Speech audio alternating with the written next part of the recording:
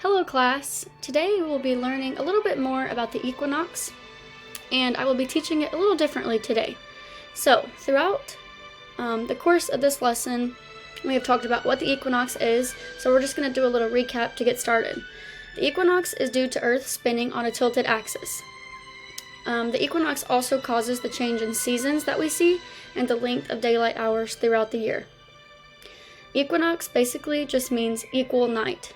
If you think about it, most places on Earth will see about 12 hours of daylight and about 12 hours of nighttime. The spring equinox, as we have learned, is considered the first day of spring. Today, instead of just talking and teaching you about what the equinox is, as we have already done, I will be reading you a poem that I wrote. In this poem, I want you to pay close attention to the details that I've added and the objects to what makes up the spring equinox. So, listen closely here. It is the first day of spring.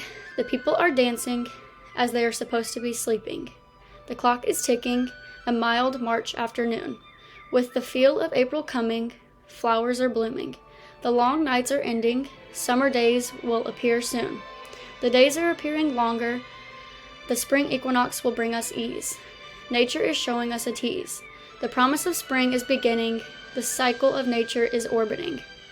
So that's a poem that I wrote just about the equinox, and I hope you liked it, and I hope you paid close attention because I might ask some questions later on to wrap up this lesson.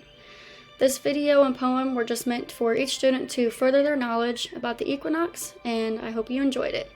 Thank you.